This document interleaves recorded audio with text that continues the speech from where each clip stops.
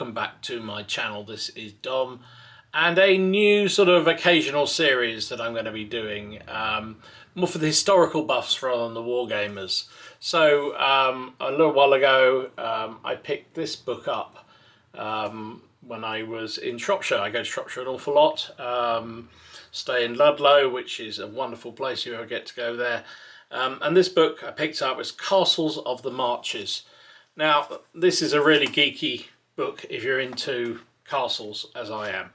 This actually lays out a list and a little bit of detail on all the March castles. Now, people might be aware the March region is the border area, basically between Wales and England.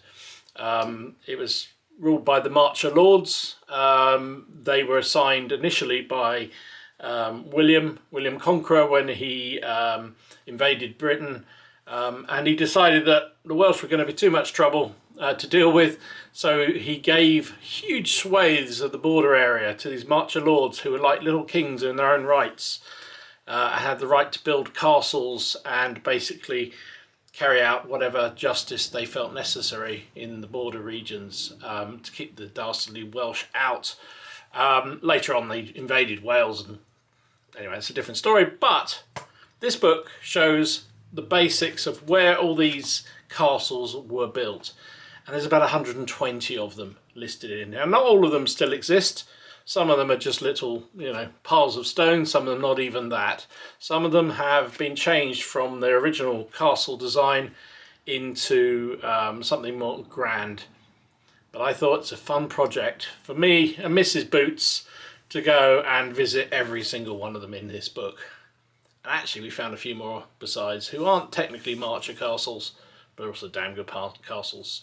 So this series will basically be taking me through all these different castles, a little bit of historical background, and I hope you enjoy it.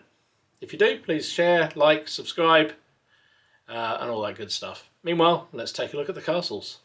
So of all the three castles in Monmouthshire, just outside Abergavenny, the one that I found most amazing was the one I was least expecting to find amazing, and that was the White Castle. It's an incredibly remote site. You have to drive up quite narrow roads to get to it. And well, it's not incredibly, it's quite remote as a location, and it's kind of everything you imagine a castle should be, but it is enormous. It sits on a hilltop, dominating the area around, but as I say, it is pretty enormous. So the White Castle is also known as the Llantilio Castle. It's ruined, unfortunately. It was established by the Normans in the wake of the invasion of England in 1066, and as William sought to protect the March region and the Welsh raiding route from Wales towards Hereford. Originally commissioned by William Fitz-Osbern, the Earl of Hereford, it comprised of 3 large earthworks with timber defences.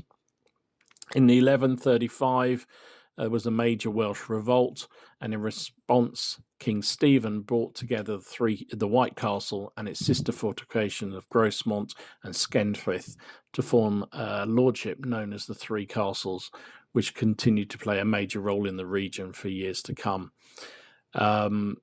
King John gave the castle, in fact all 3 castles, to one of his officials, Hubert de Burgh, in 1201, and in the next few decades it stayed within de Burgh's family, also one of his rivals, and the crown for the rest of the time. And during this period, the White Castle was substantially rebuilt with stone curtain walls, mural towers and gatehouses, forming what historian Paul Remfrith considers to be a masterpiece of military engineering. In 1267, it was granted to Edmund, the Earl of Lancaster, and remained in the hands of his earldom and later Duchy of Lancaster until 1835. When Edward I conquered Wales in 1282, it removed much of the military importance of the White Castle, and by the 16th century it had already fallen into disuse and ruin, and was placed into the care of the state in 1922, and is now managed by the Welsh Heritage Agency. As I said, it is an amazing castle. It's huge. That's the one thing that we were struck when we got there, was just the sheer size of it. The outer ward for the castle is enormous, and the castle itself sits in a very strongly defensible position with a massively deep moat all around it. Would have been incredibly difficult to capture.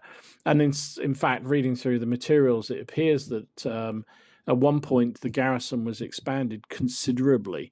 It was very much a military castle. It wasn't one of these castles that was also the Lord's seat. This was a pure military castle. And at one point it was expanded considerably because it needed to house thousands of additional troops.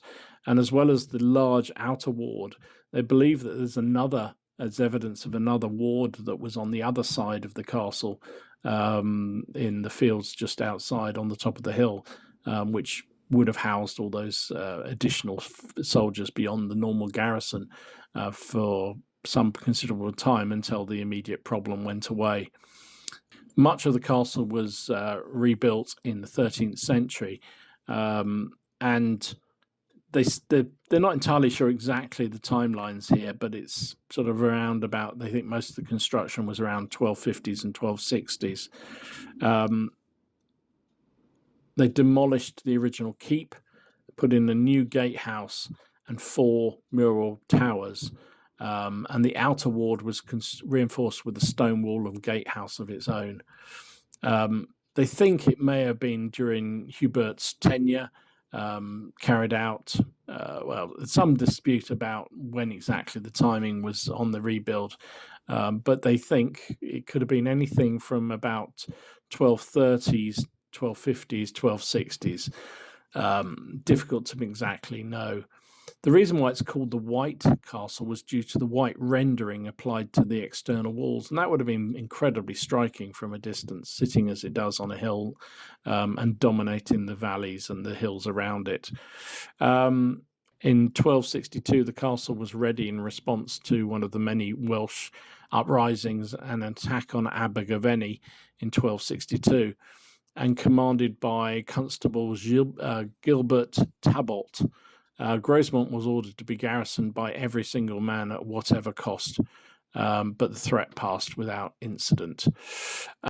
As I said, after the invasion by Edward and conquest of much of Wales in 1282, the military value of the castle diminished, and it was still used by the surrounding manor and for mustering of military levies, but became less and less important and started to break down.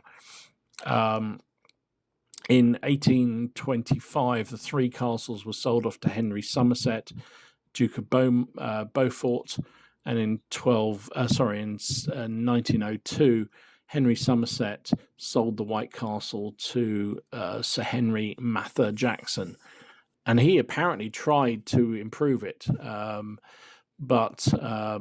and actually started to charge for admissions to the castle, but obviously that didn't last, and as I said, it was eventually passed over to the state in 1922. The outer ward is enormous, as I say. It's 320 feet by 170 feet across. It's accessible by a gatehouse in the eastern side, defended by a strong curtain wall and dry ditch, and 4 towers. The gatehouse, which survives today up to 5 meters, 16 feet in the height, would have originally had a portcullis and drawbridge, and 3 of the towers were circular. One was rectangular, would have been used for lodgings for officials, etc.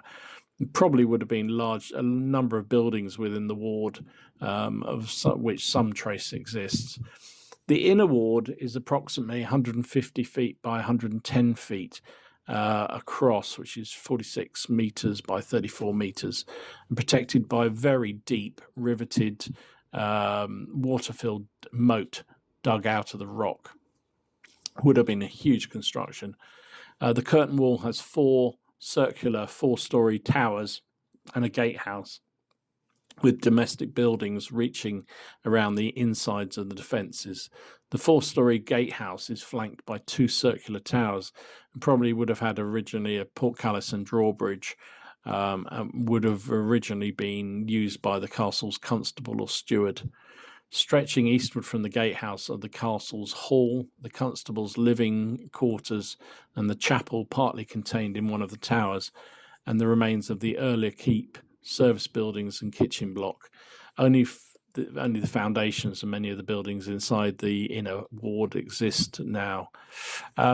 Apparently, the White Castle has unusual arrow loops with 2 arms of conventionally cross-shaped loop offset vertically, so that one side is higher than the other.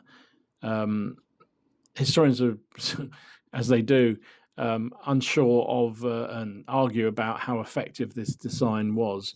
They might have been a sensible way to ensure that defenders could fire down the slopes around the castle, or maybe give better protection to incoming shots. Although when they tested that in 1980, it showed them to be extremely vulnerable to incoming shots. So go figure. But it's an amazing place, and as I say, I would certainly, of the 3 castles, it's the least accessible, but well worth the visit, because it is just amazing. When we were there, there was only one other person, I think, or one other couple there. It's an amazing place, and well worth going to if you're in that part of Wales.